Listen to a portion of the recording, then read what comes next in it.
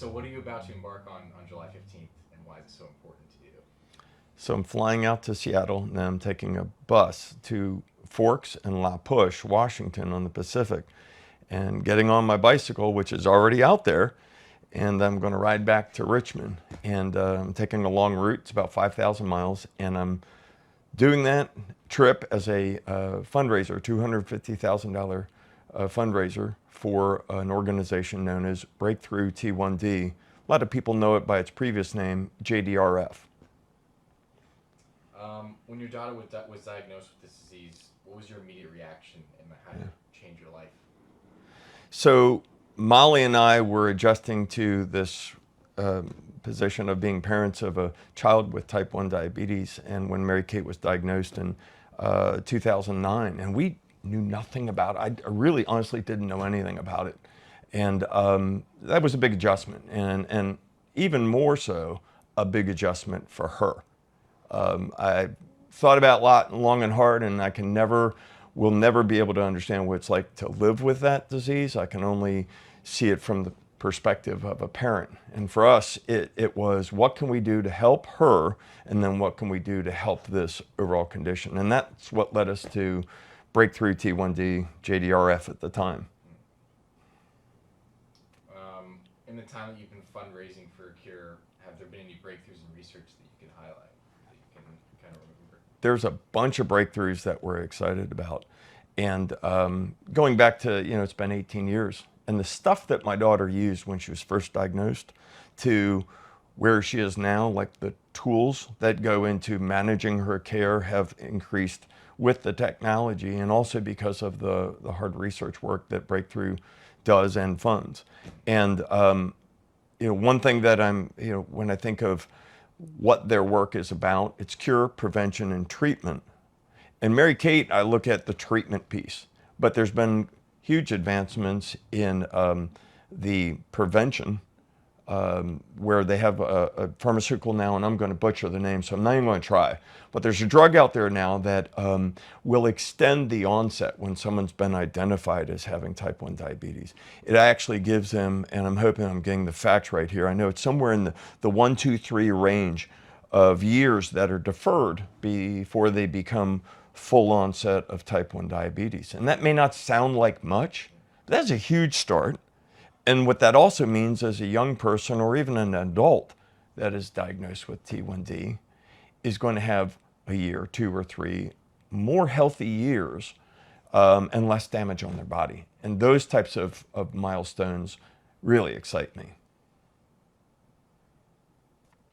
When did you decide that riding a bike across the country was the way you wanted to bring awareness to and additional funding to this? Yeah, I decided to do this really when I was on other rides that had nothing to do with this. I just liked the idea of getting on my bike and traveling for a week or 2 at a time. I like the idea of going somewhere, and you have a lot of time to think when you're on a bike. Especially if you're not even on the roads, you're on some of these bike paths that are just rail trails and such. It occurred to me that the idea of riding cross country would be a great way to do a fundraiser. It's a long time, so it's not just like one day.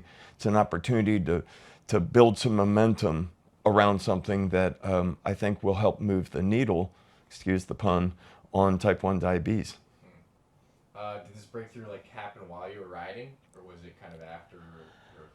That's a great question, Ben. I'm not sure I know this epiphany moment of I'm going to do this. I remember the epiphany moment of when I talked to Molly and said, hey, this is what I want to do. That's clear in my head, but I think it's more of an evolution of you just have time, you're thinking, whether it's riding or just driving to work, you have time and you kind of put things together and ideas form and evolve, and you just come out with boom, there it was. Yeah. And even since we've started planning, I've been working on the planning for 2 years, and then I have this team where we've been hard at it for the last, it's now been 10 months. Interns, volunteers, folks from Breakthrough. The idea has shape-shifted as we've come along to make it what I hope will be a big fundraiser. And I guess I read that biking has been a big part of your life. So Yeah. that's also, a big motivation for you. Yeah, there's a video on my website that I talk about as a kid, as the youngest of three boys, and I always wanted to keep up with my older brothers. And bikes was it, man. Bikes was freedom. You're a little kid. My parents would have us ride to the pool. It was probably, I don't know how young I was, maybe, I don't know, 6 months old. No, I'm kidding. But it's like really young and riding a lot, and it's just been part of my life. There's times where I've been too busy with my business or with family to do that, but it's come full circle. That's awesome. Yeah. That's really awesome. Yeah, I had that same kind of revelation. It was like, yeah, bikes are they're pretty big when you get your first one. It's like you can just go anywhere you want. And I think that getting on a bike as a kid is possibly more independence and freedom than when you get your driver's license. Yeah. To me, I just remember such great memories of it, and yeah. Let's see. Finding a cure may be like motivation enough, but is there anything else that you think will help drive you through this trip? Yeah. To me, this isn't just about money and just about raising funds. Yes, that's important because nothing moves forward without research, and research costs money. But a big part of my trip is the engagement with people. I mean, that's like fuel for my soul. I know it probably sounds corny, but it really is. It's catching up with individuals and families and groups across the country, and the organization Breakthroughs kind of setting that up where it makes sense. To me, that'll be an important part of this journey, in addition to raising the funds. And by the way, with the funds, I'm supposed to leave, well, I am leaving on Wednesday, and we're knocking on the door of $98,000. I checked right before we started talking, and it's super cool to see the progress, and we've just begun. That is really amazing. Yeah. And then so the deadline is to get to your goal by the end of the trip, or is it just all through the end of the year? I'll be honest with you. I think based on the progress we're having, and I'm not counting chickens before they hatch, but I've done some analysis around this and worked with other people who have done similar trips. And I think we have a lot of capacity left. I'm one of these people that as soon as we hit a goal or get close to it, we're going to bump it out. And I think there's potential for us to do north of that. Yeah, I'd like to get it done by the time I return. I'm going to roll up here to Jack Brown's at Libby and Grove. That's where I'm ending, at least in Richmond, and then I'll go to Virginia Beach. But I'd love to be able to walk in there and just high five my friends and be like, look at what you guys have done. Because I have a lot of people helping me. I mean, folks say, well, this is cool what you're doing. I'm like, look, it's cool what a lot of other people are doing to make this happen. Over these next 90 days, what are you most excited for, or maybe hesitant about? Yeah, excited, the people.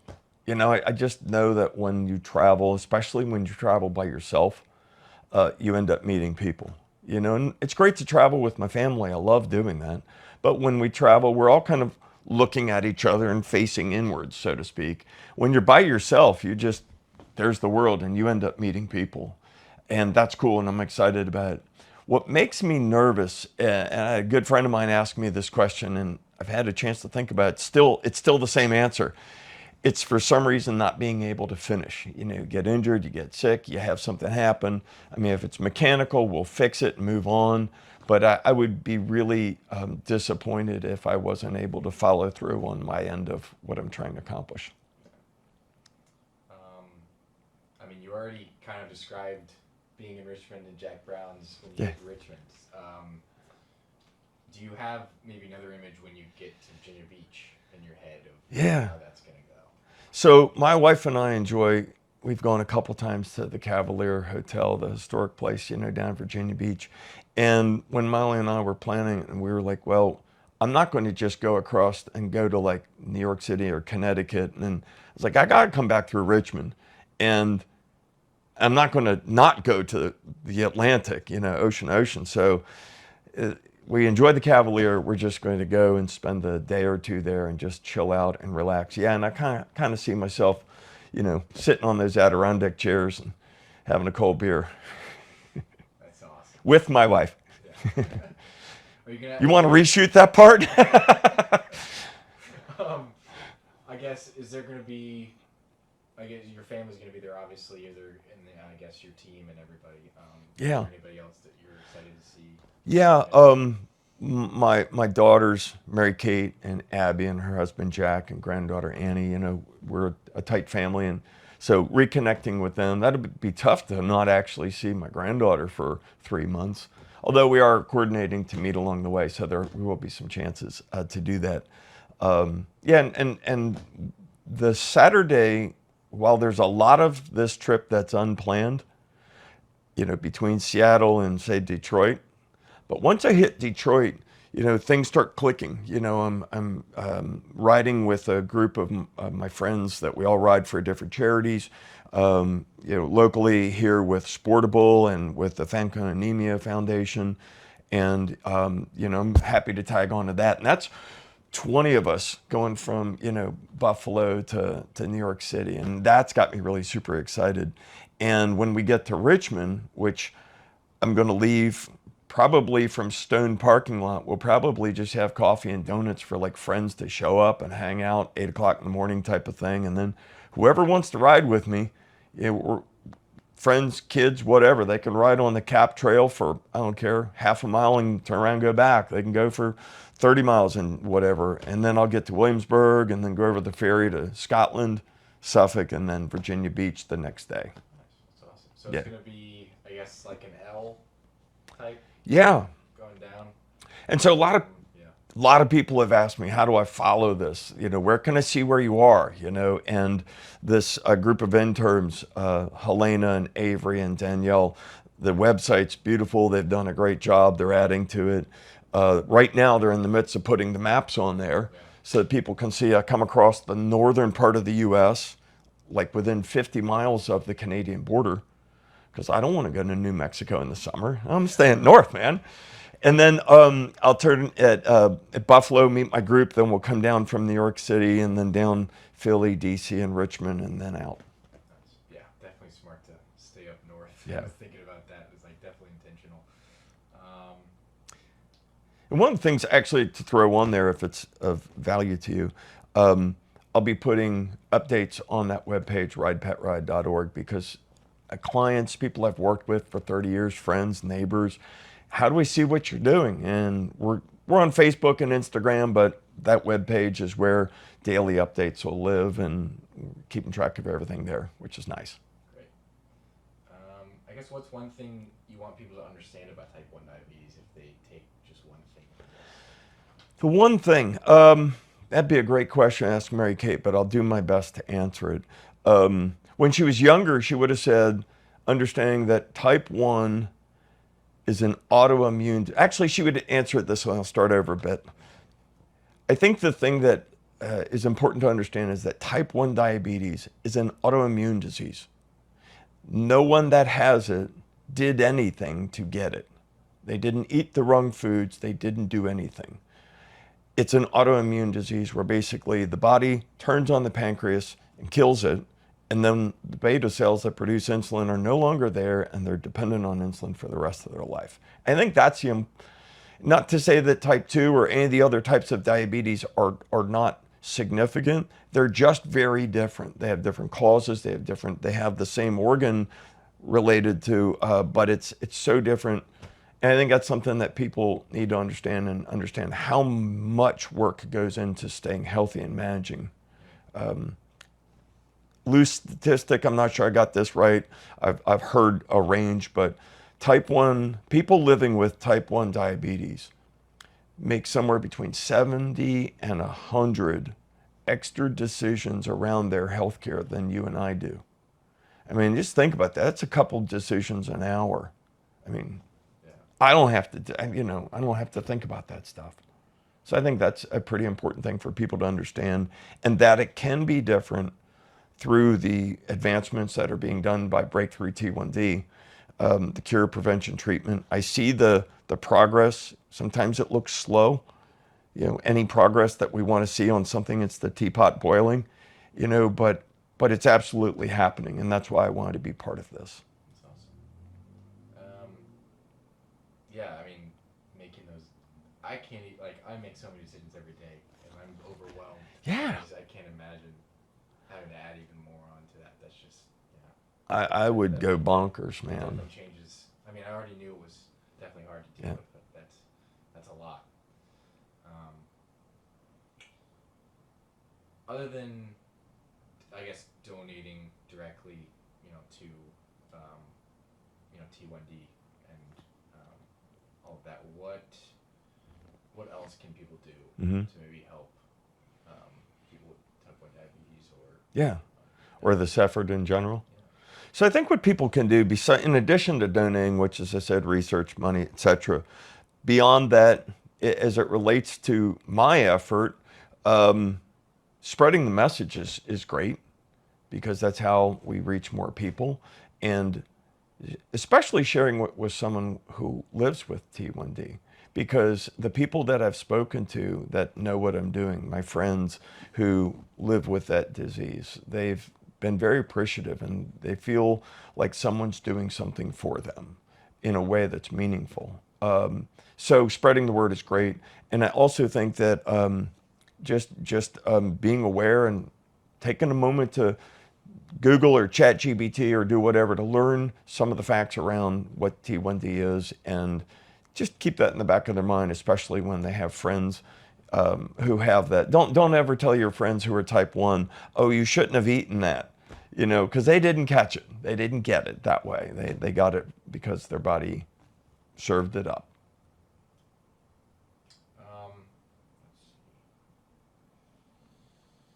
Do you watch the Tour de France?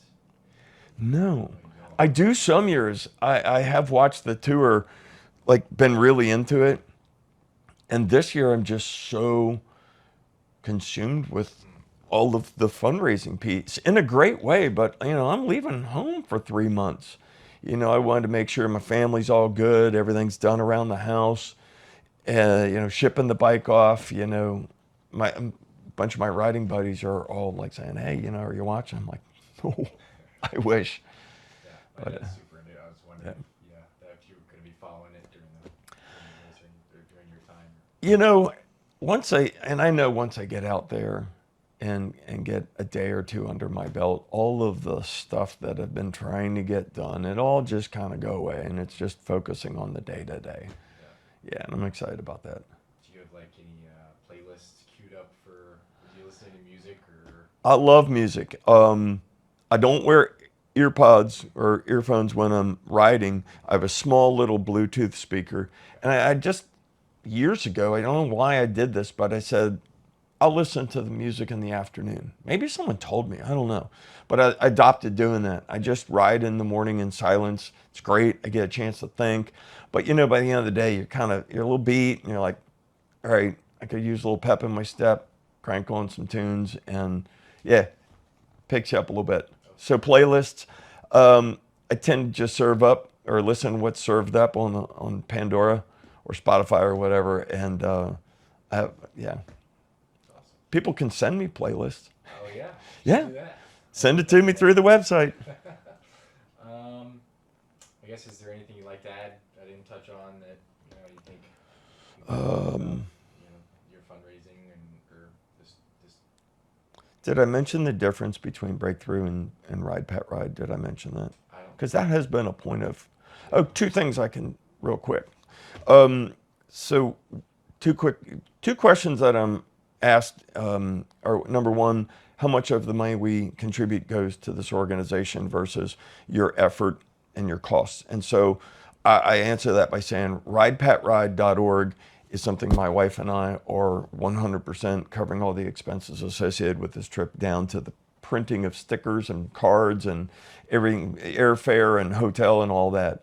So that means 100% of contributions go to Breakthrough T1D. They are the 501c3. They are the ones who handle the security associated with donations, whether it's using the website to pay with a Visa card or to gift stock through a financial advisor or a donor advised fund. They handle all of that. The link to donate and reach them is on my webpage.